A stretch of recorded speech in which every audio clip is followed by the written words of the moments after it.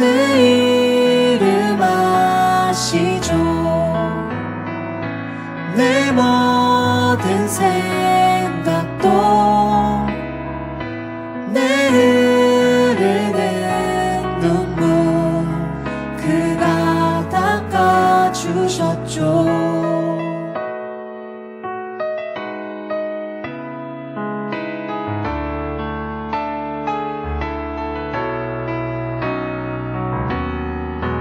그는 내 아버지, 난 그의 소유. 내가 어딜 가든지 날 떠나지 않죠. 내 이름 아시죠. 내 모든 생각도 내 흐르는 눈물 그가 닦아주셨죠.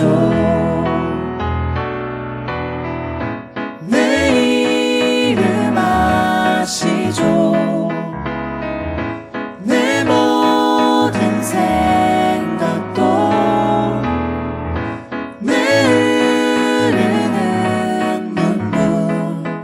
그가 닦아주셨죠. 내 이름 아시죠. 내 모든 생각도 아바라 부를 때 그가 들으시죠. 그가 들으시죠. 그가 들으시죠.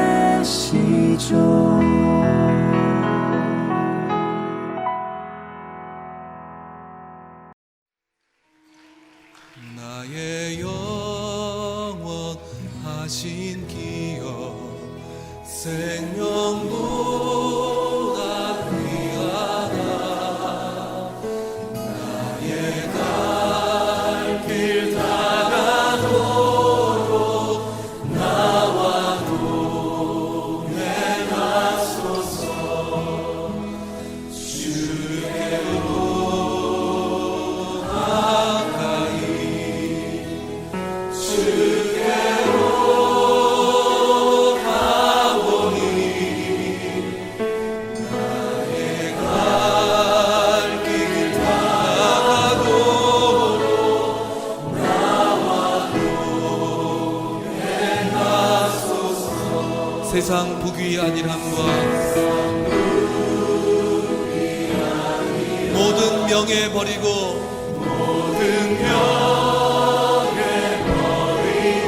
험한 길을 가는 동안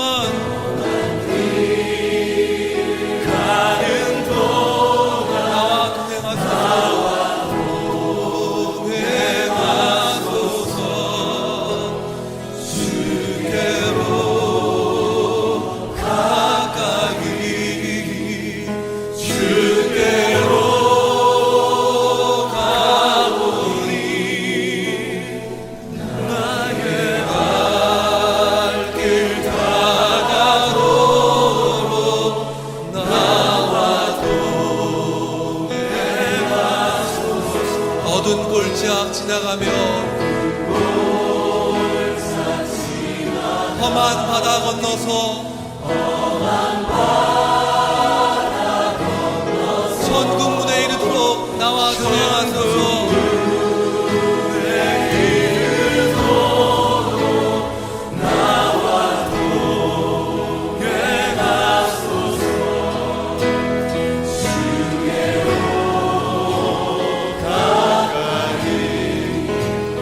주께로 가보니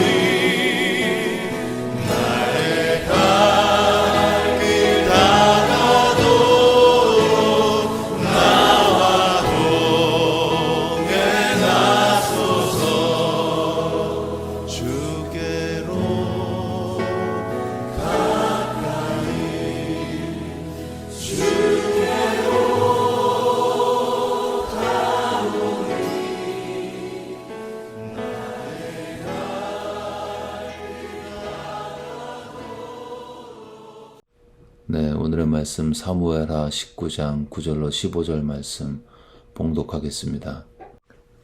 이스라엘 모든 지파 백성들이 변론하여 이르되 왕이 우리를 원수의 손에서 구원하여 내셨고 또 우리를 블레셋 사람들의 손에서 구원하셨으나 이제 압살롬을 피하여 그 땅에서 나가셨고 우리가 기름을 부어 우리를 다스리게 한 압살롬은 싸움에서 죽었거늘 이제 너희가 어찌하여 왕을 돌아 모셔올 일에 잠잠하고 있느냐 하니라.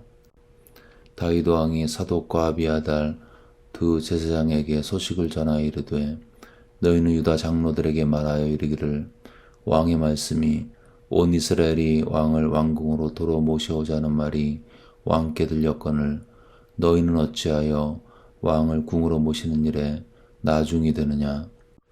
너희는 내 형제요 내 고륙이거늘 너희는 어찌하여 왕을 도로 모셔오는 일에 나중이 되리요 하셨다 하고 너희는 또 아마사에게 이르기를 너는 내 고륙이 아니냐.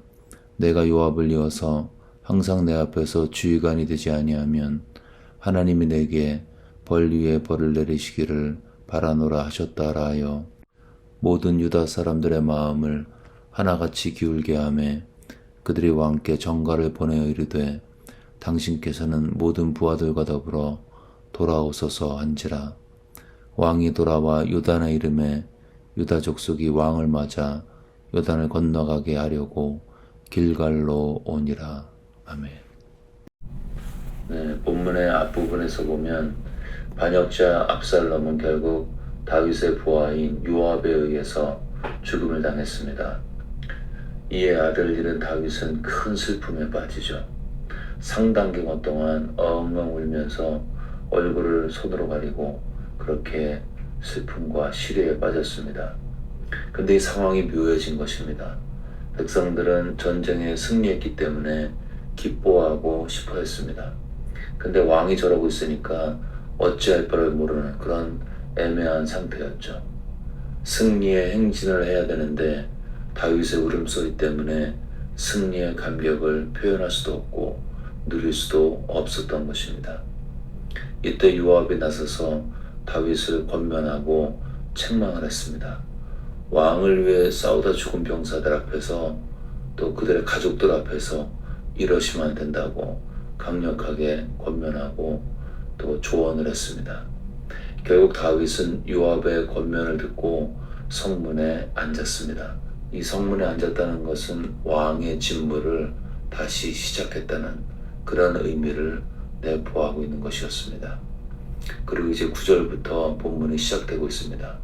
9절을 보시면 이스라엘 모든 지파 백성들이 변론하여 이르되, 여기서 이스라엘은 유다 지파를 제외한 모든 지파를 지칭하고 있는 것이죠.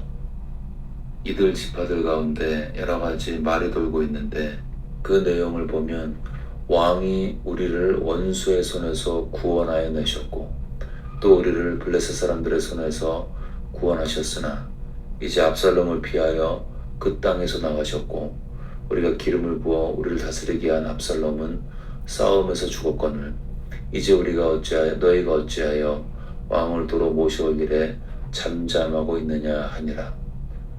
그들이 결국 반역에 실패하고 나니까 진짜 왕은 다윗이었음을 고백했던 것입니다.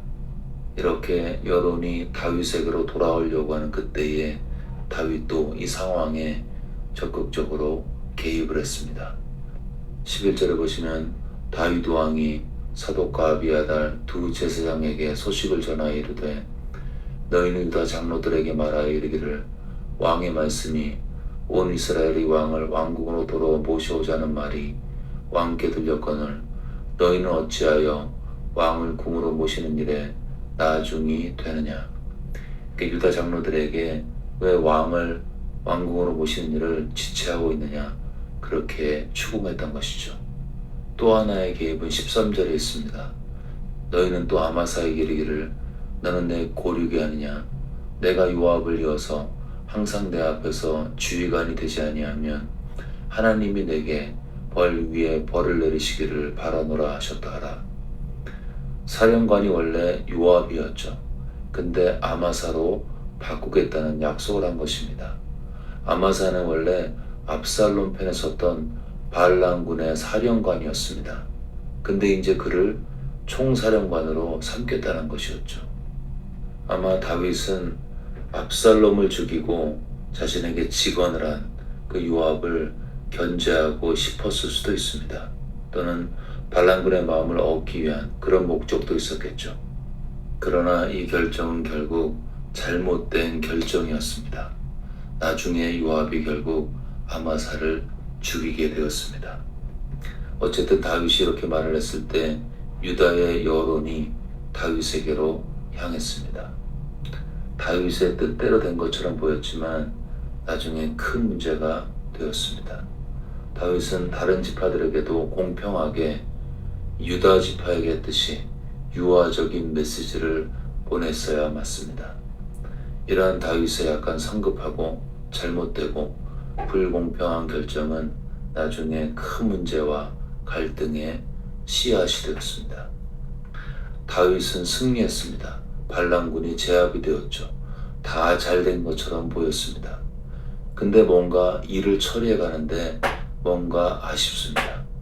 어떤 결정을 했는데 그 결정이 후에 문제가 될 그런 결정을 계속하고 있습니다. 왜 그랬을까요?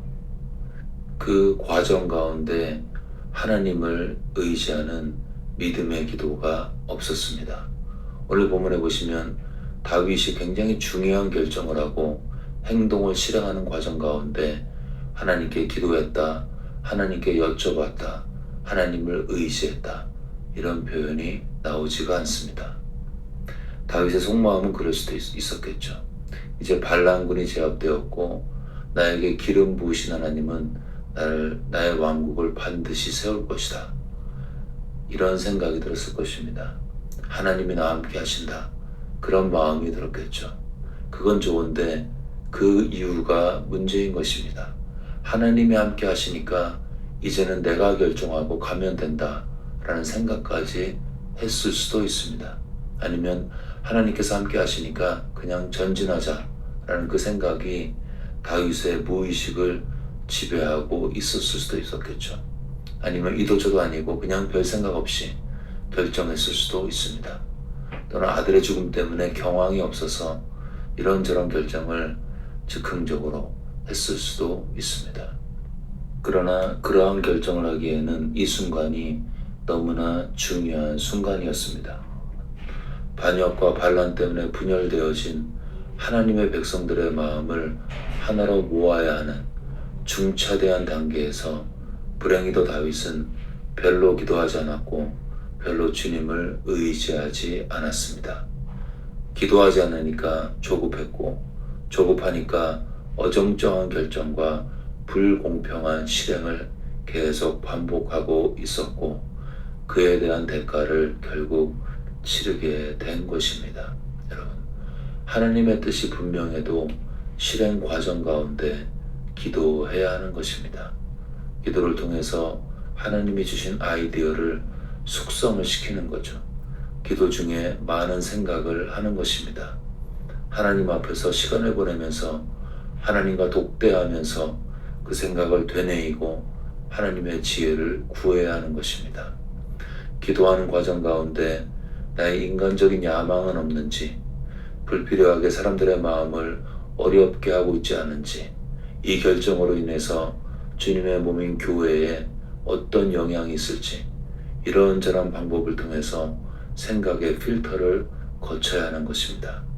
기도할 때, 기도로 하나님 앞에 문제를 가져갈 때 하나님의 깊은 곳을 통달하시는 성령께서 우리 마음 가운데 역사하는 것입니다. 그리고 하나님의 마음이 부어지게 되는 거죠. 공평과 의와 사랑의 마음이 우리 심령을 지배하는 것입니다. 그 과정 가운데 나의 편협된 생각과 선입견과 교만이 깨어지는 것입니다. 기도할 때 깊은 샘과 같은 하나님의 성령이 주시는 지혜와 감동을 받게 되는 것입니다. 이것은 하나님의 뜻이니까 무조건 한다. 이거 좋은 의도지만 위험할 수 있습니다. 그렇게 하면 그 결과도 문제가 되지만 과정 가운데 혹시 성공을 해도 문제가 되는 것입니다.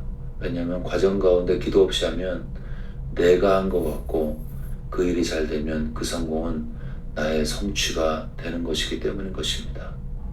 그러나 계획하면서 기도하고 과정 가운데 기도하면 늘 하나님을 의식하게 되는 것이죠.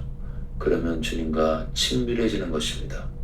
그랬을 때 일이 성공하면 모든 영광과 찬양은 주님께 돌리게 되는 것이고, 그렇게 하나님을 기뻐했을 때 하나님께서는 그 사람에게 내면의 깊은 만족과 평강과 기쁨을 주시는 것입니다. 바울의 선교의 비결, 성공적인 선교의 비결은 기도였습니다. 빌립보성에서 그가 가장 먼저 찾았던 곳은 기도처였죠.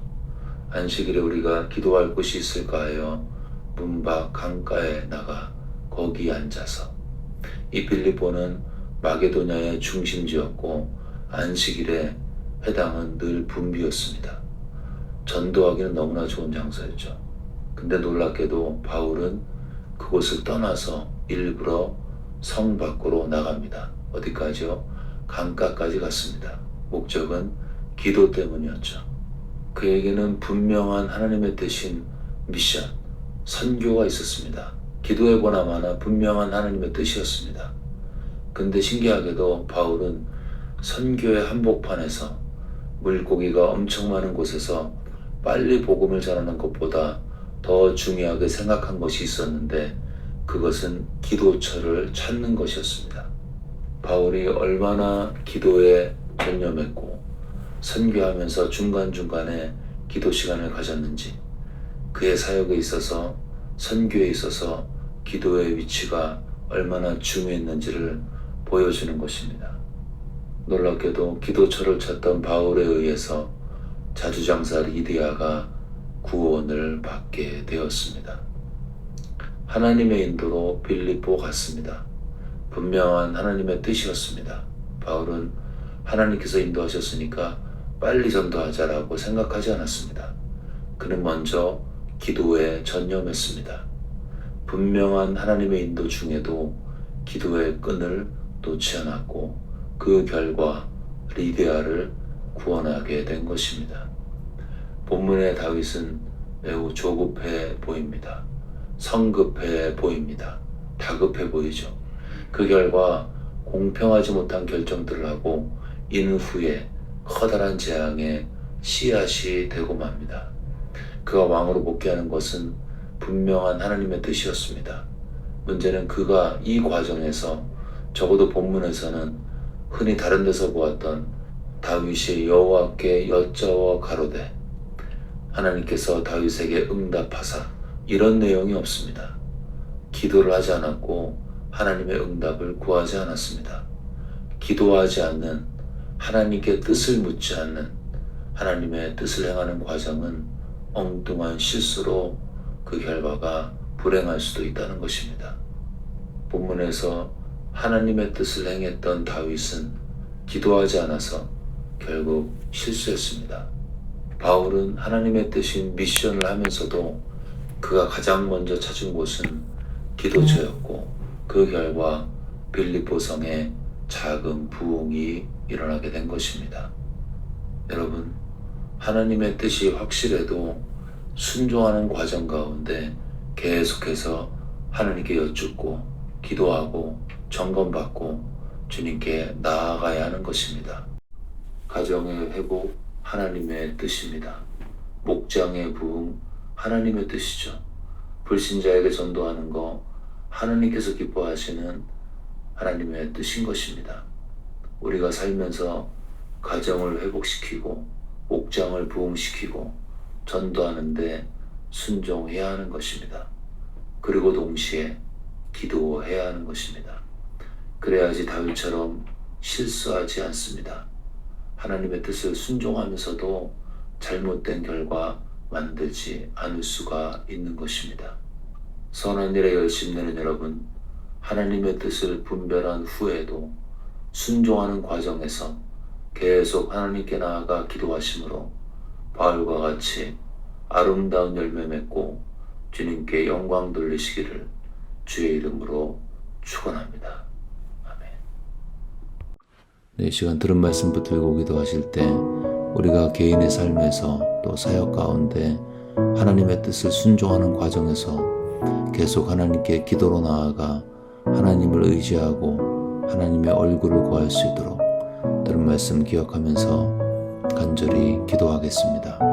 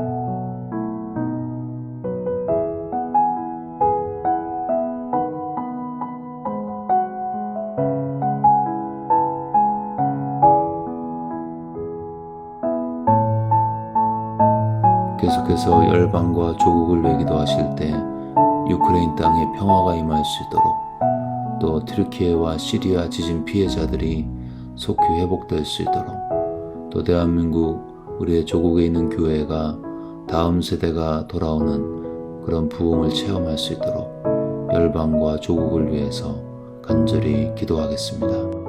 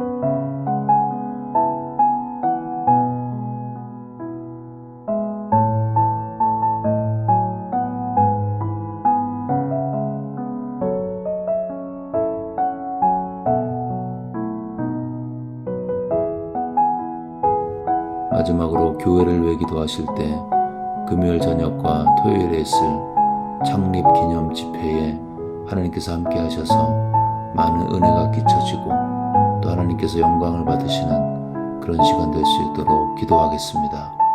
또한 차세대 미션센터가 속히 건립되어서 우리의 다음 세대가 주님을 마음껏 예배하고 찬양하고 다음 세대를 책임지는 영적인 리더로 성숙되어질 수 있도록 우리 미션센터 설립 과정을 위해서 함께 기도하겠습니다. 마지막으로 아프신 분들을 기억하면서 그분들의 아픔을 공감하면서 하나님의 치유가 그들의 심령과 또 육체와 가정과 모든 관계 가운데 있을 수 있도록 우리 아프신 분들의 치유를 위해서 교회를 위해서 사역을 위해서 간절히 기도하겠습니다.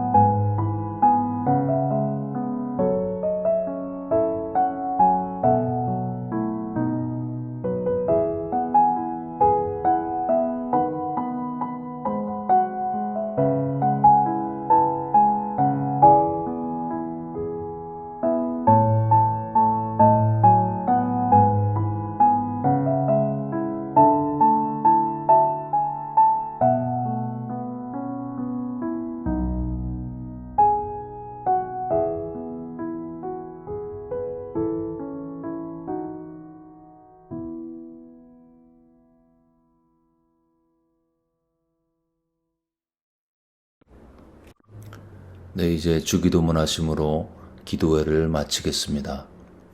하늘에 계신 우리 아버지여, 이름이 거룩히 여김을 받으시오며 나라가 임하옵시며 뜻이 하늘에서 이루어진 것 같이 땅에서도 이루어지이다.